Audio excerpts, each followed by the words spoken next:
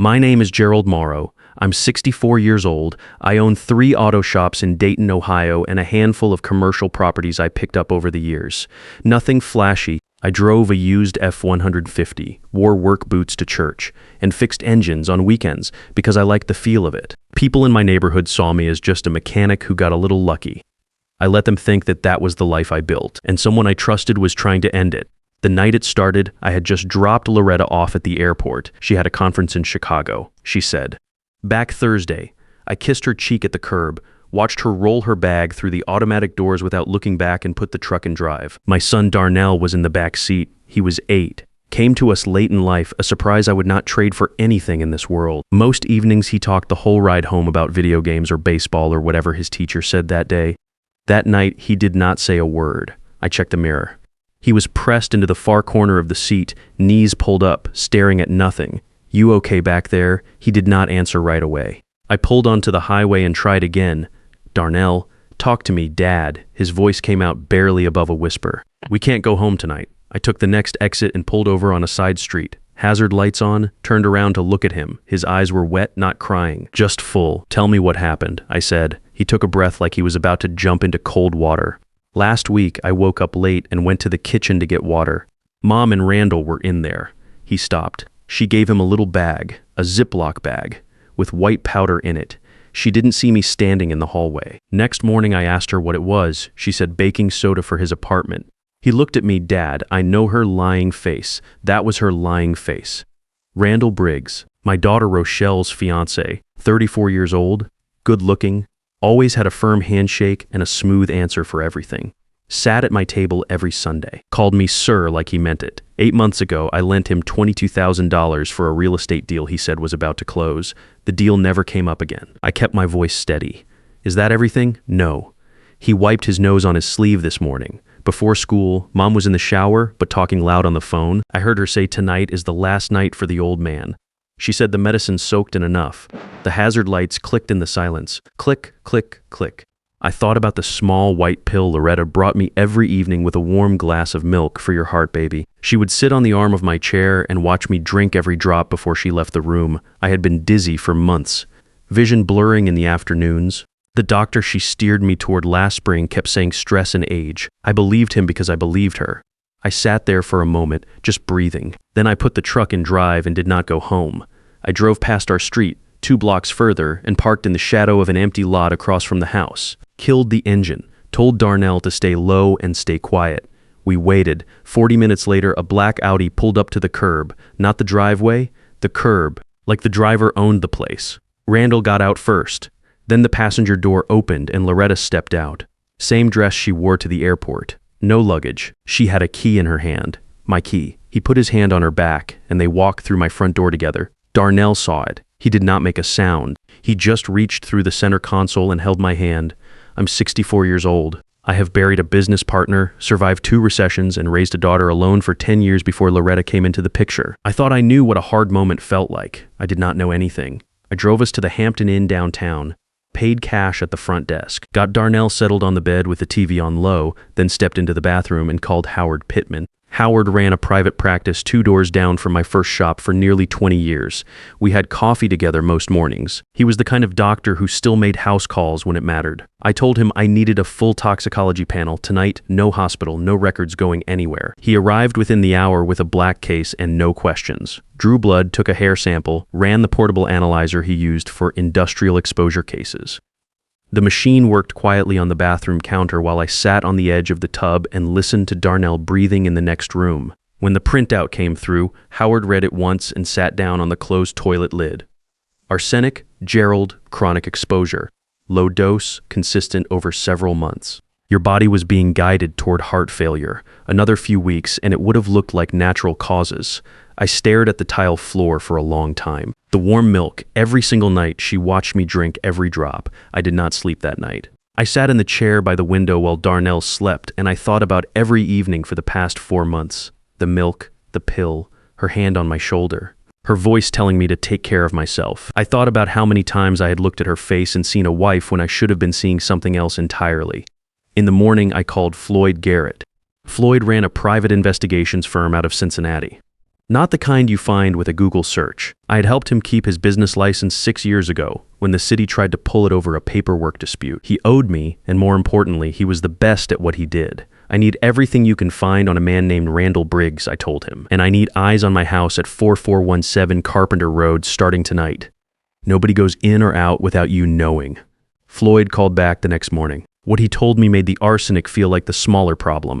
4 years ago in Louisville, Randall had run a nearly identical play. Different city, different family, same method. He got close to a widower's daughter, then got close to the widower's second wife, and slowly positioned himself to inherit through both of them. That time the man survived but lost $47,000 in a fraudulent investment scheme Randall had set up. The family never pressed charges because they were embarrassed and the paper trail was thin. Randall had found Loretta first, a networking event 18 months ago. Floyd pulled the guest list. Randall had not attended that event by accident. He had researched Loretta, researched me, and walked in knowing exactly who he was looking for. I sat with that for a while.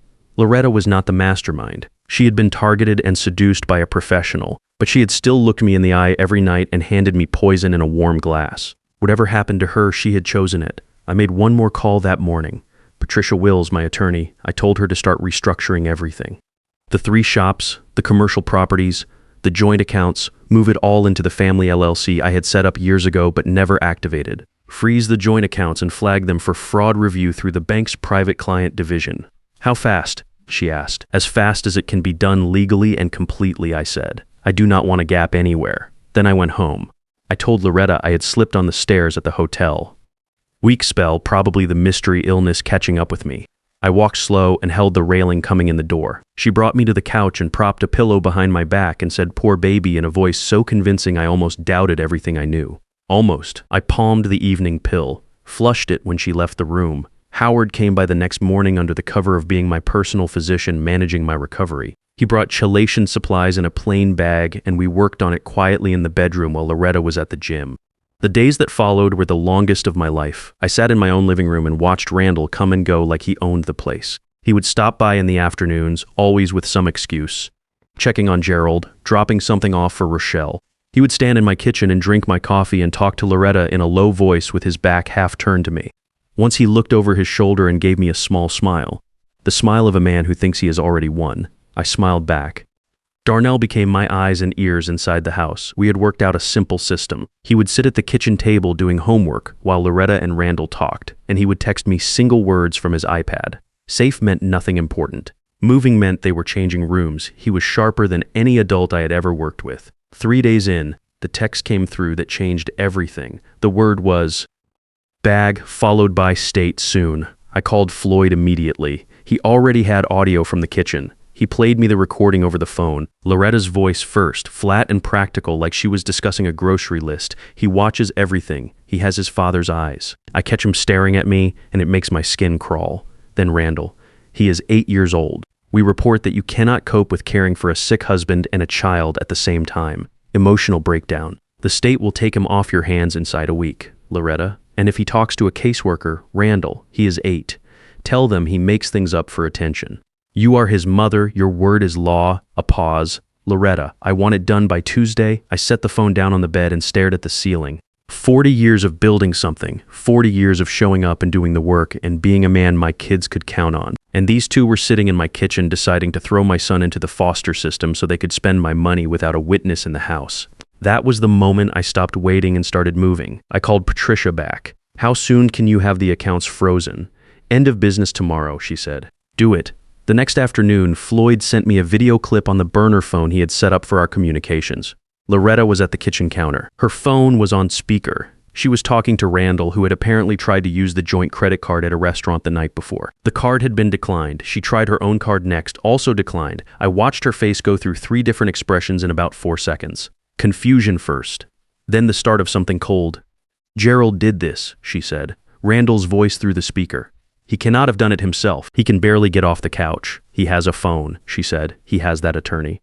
A long pause on Randall's end. Then, how much cash do we have in the house? That told me everything I needed to know about where their heads were. Not worried about being caught. Worried about liquidity. I almost felt something close to satisfaction watching that clip. Almost 2 days later, I called Rochelle. She was my firstborn. Raised her mostly on my own after her mother left when Rochelle was 4. She had her mother's stubbornness and my work ethic, which is a combination that makes a person either very successful or very difficult to be around. In Rochelle's case, it was both, and I was proud of every bit of it. I told her I wanted to do something right for her. Told her I had been sick, and it had made me think about what mattered. I wanted to throw a proper engagement party, not a restaurant dinner. A real one, at the house with her friends and co-workers, and the people who had watched her grow up, 60 people. The following Saturday, she cried on the phone. Happy tears, the kind that come when someone who loves you does something they did not have to do. I sat with that for a minute after I hung up. Then I called Floyd and told him to be ready. The week before the party, Randall came by twice. Both times he was cheerful and relaxed. He brought wine the second time, an expensive bottle he set on the counter like a man marking territory. He asked me how I was feeling. I told him better every day. He nodded and smiled and looked at me the way a man looks at a problem he thinks he has already solved. Saturday came gray and cool, the kind of October afternoon that smells like leaves and chimney smoke. Loretta had decorated the living room and dining area. 60 chairs, white tablecloths, flowers on every surface. She had put real effort into it. That detail bothered me more than I expected. Rochelle arrived early and helped set up. She looked good, strong. She had no idea what was coming, and I felt the weight of that every time she laughed at something across the room. Randall worked the party like a politician. Firm handshakes, eye contact, that easy laugh that made everyone feel like they were the most interesting person in the room. He made a point of standing next to me for a photo early in the evening, his arm around my shoulder, big smile for the camera. I smiled back. Dinner went the way dinners go. Conversation, clinking glasses, people getting louder as the evening moved along. I ate very little and watched everything. After the plates were cleared, I stood up at the head of the table. The room settled. Rochelle looked up at me with a full smile. Loretta raised her glass from the far end. Randall leaned back in his chair with the comfortable posture of a man who expected a toast in his honor. I want to say a few words, I said, about the man who wants to marry my daughter. I nodded to Floyd's associate standing near the doorway. The large TV on the dining room wall came on. The first thing that played was video footage from the camera Floyd had installed above the kitchen cabinet. Loretta and Randall at the kitchen table, 3 nights ago. The audio was clear through the room's speakers. Loretta's voice saying she wanted it done by Tuesday. Randall's voice explaining how to report Darnell to child services and what to tell them so no one would believe an 8-year-old. The room went completely still. I watched Rochelle's face, watched the smile fade, watched her eyes go to Randall. The second thing that played was audio only. A black screen with a sound wave moving across it. Loretta's voice from the phone recording Floyd had captured on night 2. Tonight is the last night for the old man. The medicine soaked in enough, someone at the table put their hand over their mouth. A chair scraped back somewhere behind me. Then Howard Pittman stood up from his seat near the window. He was holding a single printed page. He placed it on the table in front of the nearest guest and let it pass around the room. The toxicology report. Gerald Morrow. Arsenic. Chronic exposure. Dated. Signed. Stamped. Randall pushed back from his chair. This is fabricated. His voice came out higher than he intended. He put this together because he does not want Rochelle to move on with her life. He has always controlled her, and this is how he does it. He looked around the table for someone to agree with him. Nobody moved. Floyd had one more thing queued up. He had told me about it the night before and asked if I wanted to include it. I said yes. The TV showed a scanned document, a Louisville police report from 4 years ago. Attached to it was a signed affidavit from the man Randall had targeted in that case, a retired contractor named Vince Holloway, who had lost $47,000 and nearly lost his home before he figured out what had happened. Floyd had driven to Louisville personally to get that signature. The room read it in silence. Randall stood up fully now. His chair tipped back and caught itself on the carpet. That has nothing to do with me. That is a different person. You cannot just print someone's name on a document and call it evidence. His voice had lost the smoothness. What was underneath it was not pretty. Loretta had not said a word since the TV came on. She was sitting very still at the far end of the table with her hands flat on the white tablecloth, looking at the center of the room at nothing in particular. Her face had gone the color of old concrete. Rochelle had not looked at Randall since the first video played. She was looking at the table in front of her. Her hands were in her lap. I could see her jaw working like she was trying to find the bottom of something very deep. Randall turned to her. His voice shifted again, softer now, the version he used when he wanted something. Rochelle, look at me. You know me. You know I would never. This is your father doing what he has always done, keeping you small, keeping you dependent on him. Do not let him take this from us. Rochelle looked up. She looked at him for a long moment, long enough that the whole room held its breath. Then she reached down, took the ring off her finger, and set it on the tablecloth in front of her plate. She did not throw it. She did not say much. She just set it down flat and looked back at him. "Get out of my father's house," she said. "Get out of my life." That was the only sound in the room that mattered. Randall stared at the ring on the table. For just a second, something crossed his face that might have been the real version of him, stripped of the salesmanship and the rehearsed warmth. Then it closed back over and he straightened his jacket and looked around the room one more time like he was calculating an exit. The front door opened. Terrence Busby was a detective with the Dayton Police Department, a solid man in his late 40s who had been sitting in an unmarked car outside since 7 o'clock. He came through the door with 2 uniformed officers behind him and crossed the room without any drama. He stopped in front of Randall. "Randall Briggs," he said, "you are under arrest. Conspiracy to commit murder, fraud, financial exploitation of a vulnerable adult. You have the right to remain silent." Randall looked at me over Terrence's shoulder. I looked back at him. I did not say anything. There was nothing left to say. The officers walked him out through the front door. The room watched in silence. A few guests near the window craned to see the unmarked car at the curb. One of the uniformed officers stayed behind near the hallway. Terrence came back inside and walked to the far end of the table where Loretta was still sitting with her hands flat on the cloth. "Mrs. Morrow," he said quietly, "I need you to come with me." She stood up slowly. She did not look at me. She did not look at Rochelle. She picked up her purse from the back of the chair out of pure habit, the way a person does when they are leaving for a normal errand, and she walked with Terrence toward the door. She stopped once just before the hallway. She turned and looked at Darnell. He was standing in the doorway to the kitchen in his pajamas. The babysitter had not managed to keep him upstairs. He had heard everything. Loretta looked at him for a moment. Whatever she was thinking, she kept it. She turned back around and walked out. The door closed. The room was quiet for a few seconds. Then somebody stood up and began collecting plates, the way people do when they do not know what else to do with their hands, and the sound of normal movement came back slowly like water filling a space. Rochelle came to where I was standing. She did not say anything for a moment. She put her head on my shoulder the way she used to when she was small and the world had been too much for one day. "I should have seen it," she said. "He was good at it." I said that was his job. She was quiet for a moment. "Did you know about Louisville before all this?" "No," I said. "Floyd found it." She nodded against my shoulder. "I want to call that man. The one from Louisville, Vince Holloway. I want to tell him it caught up to Randall. I think he would like that," I said. Darnell appeared at my side and pressed his face into my ribs. I put my hand on the back of his head. The 3 of us stood there while the guests quietly found their coats and let themselves out.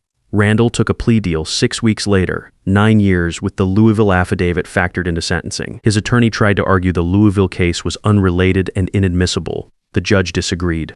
The attempted murder charge alone would have carried more, but the DA wanted a clean conviction over a long trial, and 9 years was enough for me. Loretta was charged separately: conspiracy to commit murder, criminal poisoning. She pleaded down to 5 years and surrendered any claim to marital assets as part of the agreement.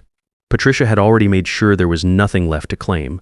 Every account, every property, every piece of the business had been moved cleanly before Loretta ever sat down with her attorney. Patricia told me afterward that Loretta's lawyer had tried 3 different angles to find something holdable. There was nothing. Patricia had closed every door before they thought to knock. I paid Patricia a bonus that made her go quiet for a moment on the phone. She had earned it. The recovery took longer than I expected. Howard managed my chelation treatment through the winter, coming by the house twice a week with his bag. By February, the dizziness was mostly gone. By April, the tremors in my hands had stopped entirely. Howard said the arsenic was out of my system. He said my heart was strong. I told him I already knew that. Rochelle threw herself into the shops the way she always throws herself into things, which is completely and without much patience for people who cannot keep up. She sat down with my operations manager the Monday after Thanksgiving, and by Wednesday, she had a full quarterly plan on my desk. I read it and did not change a word. I signed the transfer papers for Shop 2 and Shop 3 before Christmas. I kept Shop 1 for myself, not because I needed to work, because I wanted to. There is something about an engine that has always made sense to me in a way that people sometimes do not. You put in the right parts, do the work correctly, and it runs. It does not lie to you. It does not smile at you while it plans something else. I set up a trust for Darnell before the end of the year, $180,000. Structure to cover his education and give him a real start without handing him something he did not earn. He does not know the number. He does not need to, yet.